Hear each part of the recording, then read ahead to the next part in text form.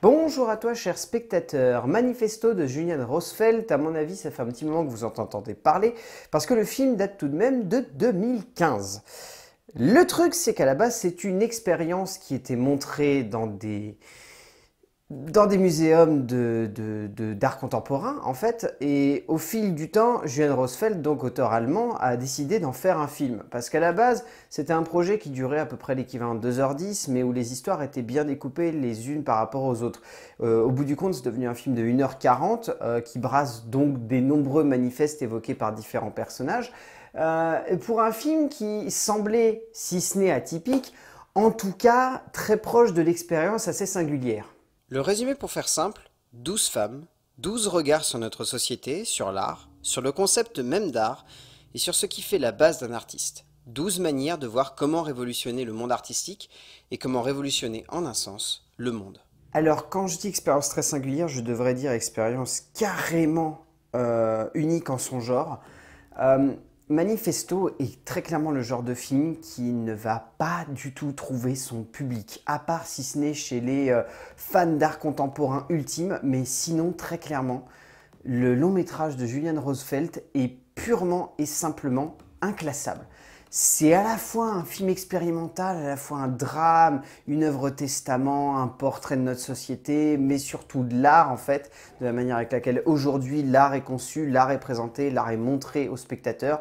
Mais c'est un film en fait qui oublie ce spectateur, qui ne fait pas du tout en sorte que le spectateur soit pris au cœur de l'œuvre et du coup nous laisse comme ça, vacant face à une œuvre de cinéma qu'on ne peut pas vraiment définir comme une œuvre de cinéma comme on l'entend d'habitude parce qu'il n'y a pas vraiment d'immersion, et il n'y a pas vraiment de réflexion, il n'y a pas forcément, on va dire, de compréhension ou d'émotion, c'est un constat, donc ça génère des questions et ça ne trouve pas forcément de réponse. En fait, c'est tous les travers de l'art contemporain présents au cœur d'une œuvre de cinéma.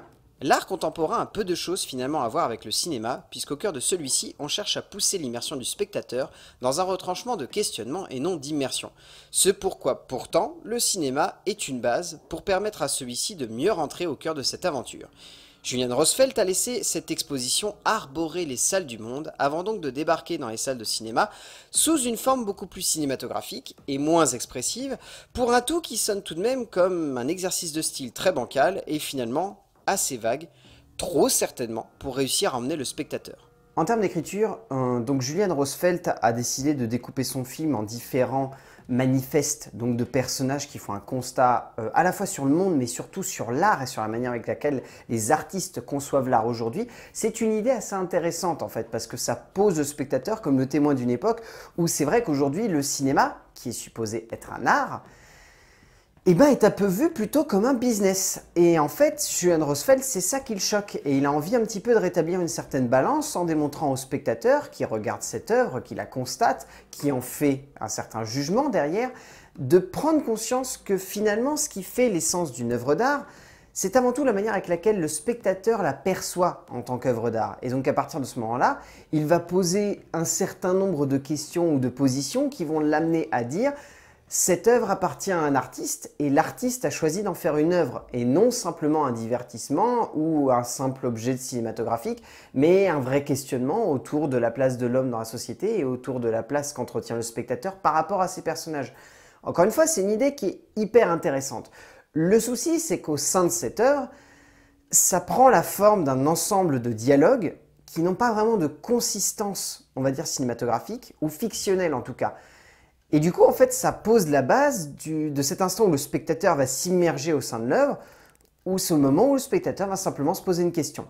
Comment évoquer le fait que questionner le spectateur est une belle chose, mais que le faire au cœur d'une œuvre où celui-ci est constamment mis à distance par rapport à l'action qui se déroule devant nous, c'est une belle chose, mais c'est finalement quelque chose de très terne au cœur de la construction d'une narration et d'une dramaturgie. Au fil de la narration, de son développement et de la manière avec laquelle se façonne cette galerie de personnages, nous nous retrouvons en tant que spectateurs à regarder cela d'un œil assez vague et surtout à tenter de remettre les pièces dans le bon ordre sans avoir les outils nécessaires pour comprendre et cerner les dialogues et la narration. En termes de mise en scène, Julian Rosfeldt a choisi de construire son film comme un petit ensemble de plans séquences. En fait, le film utilise à la fois des traits de cinéma qui sont très classiques.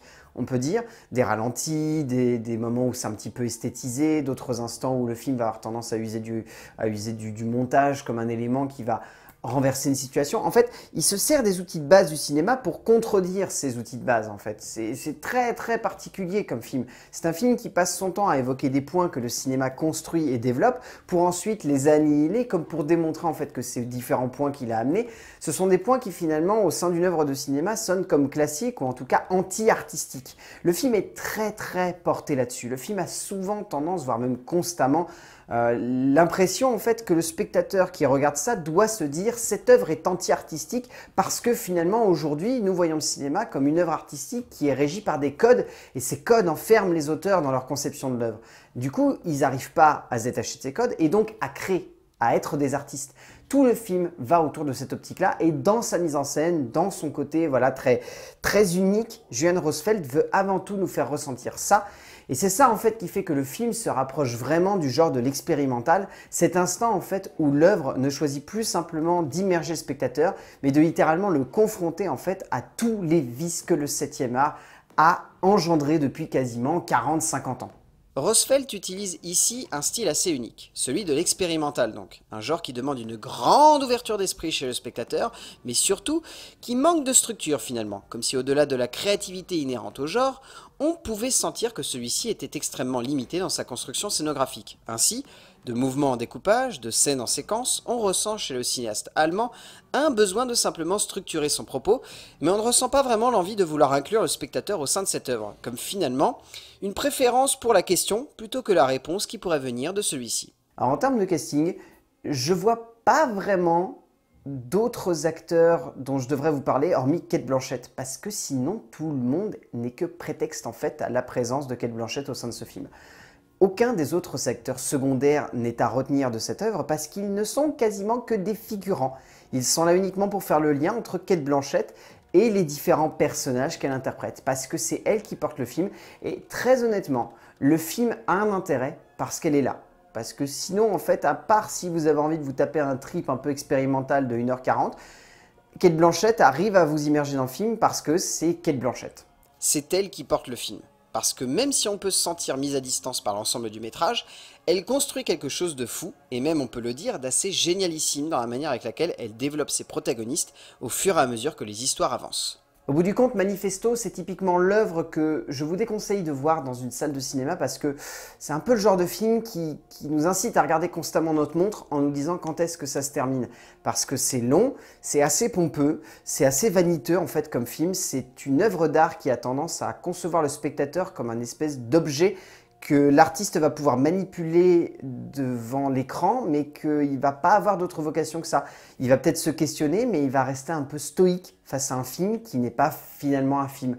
C'est un texte qui est dicté par une grande actrice, qui va avoir un sens pour certains et qui pour d'autres va sembler simplement être une vaine déclaration qui va simplement rentrer par une oreille et sortir par l'autre. En fait, Manifesto de Julian Rosfeld, c'est typiquement le genre de film où il faut avoir un œil artistique et en même temps un œil critique pour accepter en fait le parti pris, mais en tant que tel, je ne sais pas quoi vous dire de plus. Je ne sais pas si je dois vous pousser à le voir en salle ou non. Moi, je vous dirais de pas forcément le voir en salle, de plus le voir chez soi et d'essayer de le voir d'une autre manière parce qu'en salle de cinéma, vous risquez d'être très rebuté et de vous dire qu'est-ce que c'est que ce truc? Voire même qu'est-ce que c'est que cette daube, en un sens.